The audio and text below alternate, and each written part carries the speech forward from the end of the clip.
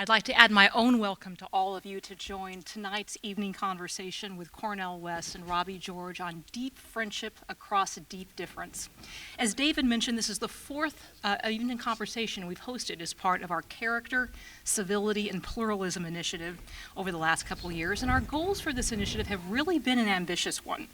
That at a time when our public discourse and leadership on a national level has become increasingly divisive, dumbed down, and contemptuous, that these gatherings will provide a place that is both thoughtful and faithful and catalyzing conversation around the first principles of our civic life, the nature and necessity of character, civility, and pluralism, and what they mean not only for our communities but for ourselves. How do we live together, not only in peace in the sense of the absence of armed conflict, but in actual civic friendship when we disagree about some very fundamental things?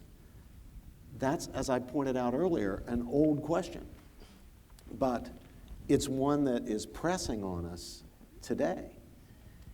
And our temptation is, rather than to address it, which would mean serious introspection and self-criticism, we just move off into our group or tribe or clan, into our silos. So if you're a conservative like me, you watch Fox News and nothing else. You read the editorial page of the Wall Street Journal, nothing else. And you subscribe to National Review magazine.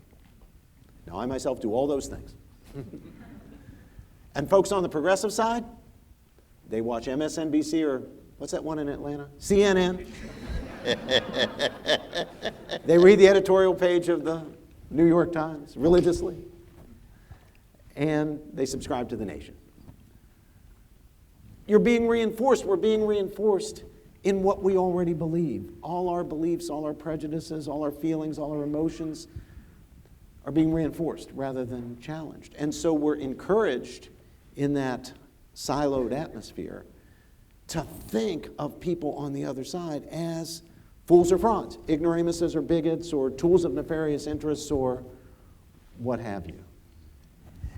And that's going to remain the case until we start asking the question, how do we order our lives together? What are the civic virtues we need? How do we practice those so that we can see each other as civic friends despite our disagreements and not as enemies? A culture of excessive preoccupation with comfort and convenience. So we don't want to engage in any serious risk. Whereas a mature human being, a blues person, knows catastrophe is on its way to your house. That's what the blues, that's what they are. It's a personal catastrophe lyrically expressed. Nobody loves me but my mom, and she might be jiving too. That's the king of the blues. That's B.B. himself. Out of a blues-soaked place called Mississippi. Just like a blues-soaked place called Atlanta, Georgia. But lo and behold, catastrophe comes in a lot of different forms. It's psychic. It could be social. It could be spiritual. The death of your mother, that's catastrophe. That's why Socrates falls short. Why? Socrates never cries. He never sheds a tear. That's Jerusalem's critique of Socrates. Anybody who's lived and loved and doesn't cry got a problem. Right? Jeremiah weeps. Jesus weeps. There's something deeper going on there. That's what love is about. Now, of course, Jesus never laughs. But that's another seminar. One thing that I think has become very clear is that in circumstances of freedom, reasonable people of goodwill will disagree. This is Timothy, you'll recognize this is a principle that I'm stealing from the late and very great Harvard professor and Cornel's friend John Rawls. Rawls noticed, if you look at human history, you look at human affairs, where there is freedom of speech, where there is civil liberty, where there's freedom of thought and inquiry, where there's political freedom, reasonable people of goodwill are not all going to come down on the same side. And that applies unfortunately, not only to small questions, minor questions, superficial questions, trivial questions. That also applies to big questions, questions of justice, human rights, the common good. So how do we manage that? How do we manage that? Every generation has had the fundamental query of what kind of human being you're going to choose to be from your mama's womb to tomb. What kind of virtues? What kind of values? What kind of vision will you enact? And the example that Brother Robbie is talking about is so very important.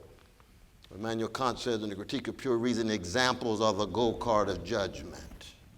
The judgments that we make have everything to do with the examples made available to us. The various models that we will imitate and emulate and build on. And on big issues, we tend to believe whatever we believe, whichever side we're on, with great conviction and great emotion. Here's a third thing about we human creatures. We tend, always and everywhere, including today, including here in the United States, we tend to wrap our emotions more or less tightly around our convictions, especially about the big stuff. Now that's good in a way, isn't it? You want to have passion. Cornel has it, certainly I have it. We want to have a passion for justice. Otherwise, no one would get up and work for the cause. We would never have achieved desegregation, or no one would fight for racial justice unless they believed it, or any other great cause, unless their emotions were invested in it. And yet, even there's another side. Because what happens to the fallible, frail, fallen human being, all of us, when we wrap our emotions too tightly around our convictions? You know what we become then? Dogmatists. We close our minds. We close our hearts. We close ourselves off from anybody who would challenge us or unsettle us in any way. We protect our deepest, most cherished, identity-forming beliefs, and we do use our beliefs to form identities and to form communities. We protect ourselves against challenge for fear that if we would change our view, who would we be? We wouldn't even recognize ourselves. What would happen to the communities of which we're members, where shared belief is part of that community? We would be isolated. But that dogmatism is deadly to democracy. It is that Christians act so unchristianly. Oh, I got volumes and volumes and volumes. But the fascinating is we can give a Christian analysis of it. Maybe those who say they've been washed by the blood of the cross just viewed it as Kool-Aid and they just dipped in. They didn't want to get washed. They didn't want to get turned upside down. They didn't want to get fundamentally transformed. They just wanted to dip in with a little Kool-Aid in order to fit into their social context. That's a human thing. But it's hard to be a Christian and be well-adjusted to injustice when your Savior emptied himself, donated himself, gave his all out of a profound love, precisely because he wanted us to love our neighbor and to love our enemies. Don't try to have it on your own. You're going to need some grace for that. But that's the call. That's the call. That's the vocation. That's the voice that summons you as a Christian. You know it's impossible. So what?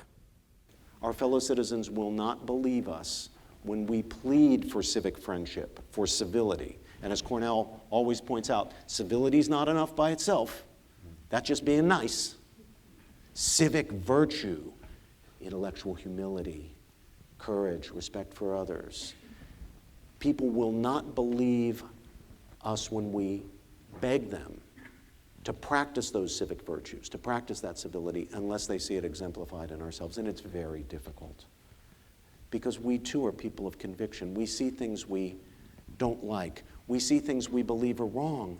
And it's hard for us to believe that a person of goodwill and who's reasonable could see it differently. But we have to try.